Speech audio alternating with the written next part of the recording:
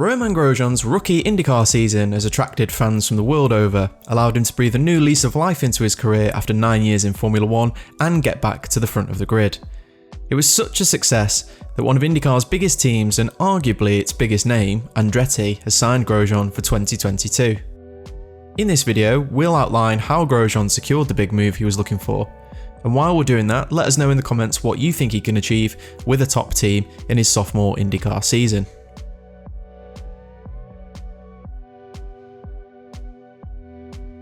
Although he crashed in his very first test, Grosjean was an immediate hit in IndyCar.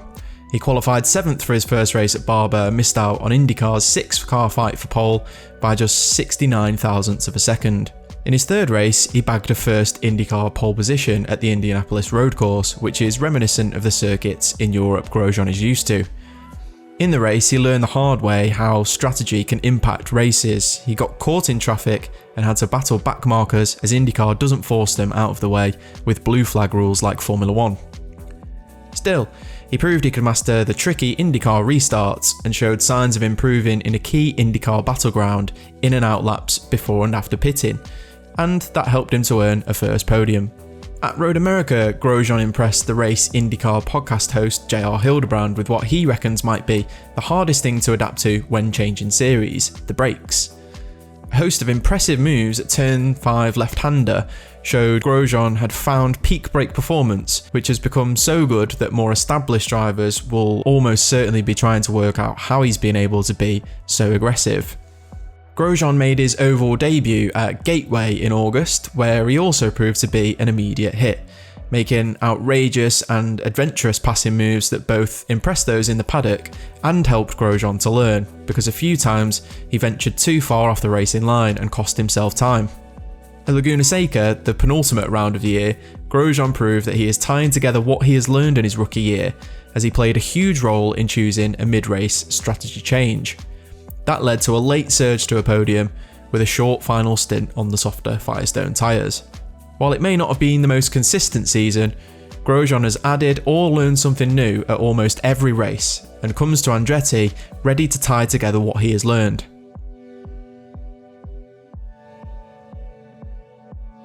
Last year, the Dale Coyne Racing car, now with Grosjean, was driven by Alex Palou, who looks set to win the 2021 title after moving teams. This gives us the perfect chance to analyse him against Grosjean. Palou joined Coyne from Super Formula ahead of the 2020 season, and while he suffered some bad luck, he scored one podium, one fastest lap and a championship finish of 16th. Even in a partial schedule programme where he missed the double points Indy 500 and the Texas Oval doubleheader, Grosjean lies 15th in the championship with a race still remaining, and scored a pole position, a fastest lap and 6 top 10 finishes across the season so far.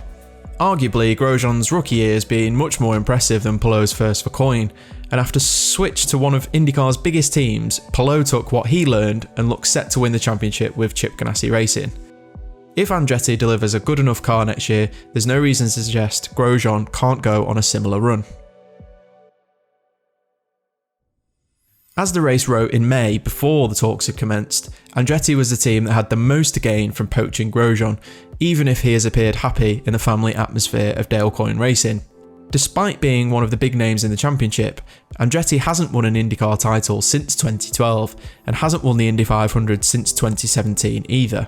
The team has struggled significantly since the introduction of the aeroscreen device in 2020, which added weight high up at the front of the car, leaving teams to chase setup alterations to deal with the new handling characteristics. The team's driver Colton Herta has been able to win races for the team since then, but his teammate Alexander Rossi hasn't. The team has offloaded veteran Ryan Hunter-Reay in the wake of a disappointing 2021, with James Hinchcliffe also expected to be on the way out of the team. Andretti will be hoping the addition of Grosjean will help boost its fortunes and bring the fresh approach it has perhaps been lacking compared to its dominant rivals Ganassi and Team Penske. Grosjean's Coyne engineer Olivier Boisson, who is French and has dealt with an ex-Formula 1 driver in IndyCar before with Sébastien Bourdais, is coming to Andretti with Grosjean, where the two should improve the Andretti package significantly, and Boisson believes Grosjean is ready to fight for a championship.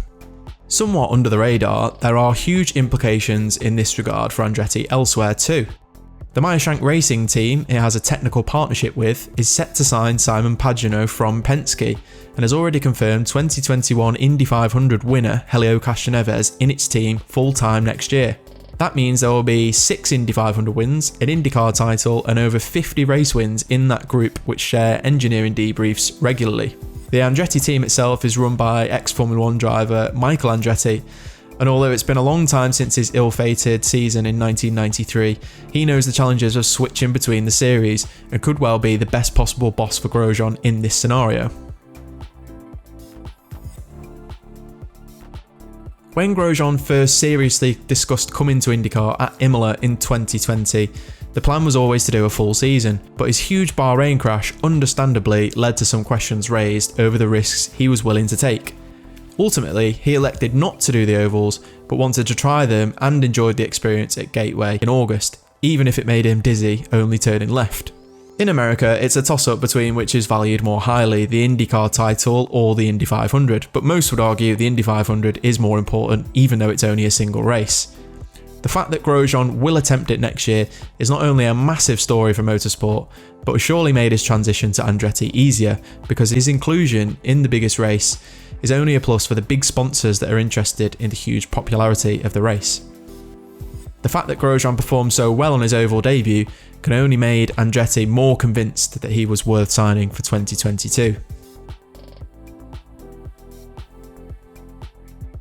Grosjean may have gone slightly off the map for Formula 1 fans with his IndyCar switch, but one thing is clear even from just following his social media or seeing him speak briefly about his new journey, he is totally Reenergized.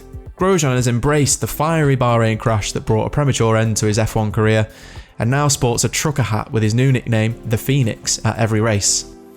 Fans have been handing him fire department t-shirts, and Grosjean has truly welcomed those celebrating his escape from the incident.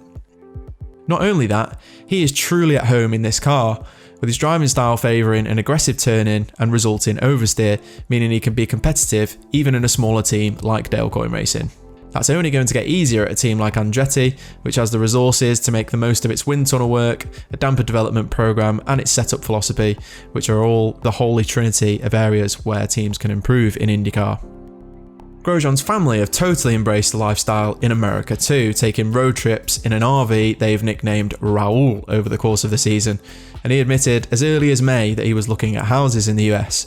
Grosjean says it has been a struggle this year to travel while his family remains in Europe, so their approval on their visit to the States should not be underestimated in significance in allowing this full-time deal to happen. Those that remember an often solemn Grosjean from his days at Haas in the last few years should watch IndyCar. Grosjean's back to being the happy driver many knew him to be earlier in his career, and he's absolutely loving life stateside. With a happy family, a newfound freedom in his racing and a rapid adaptation to IndyCar, Grosjean has a big opportunity in 2022. Now the question will be, can he and Andretti fight for the championship Grosjean wants so dearly? For more on Grosjean's move and IndyCar assimilation, visit the race's website, and don't forget to check out the Race IndyCar podcast hosted by JR Hildebrand for interviews with Grosjean and other leading players from the series.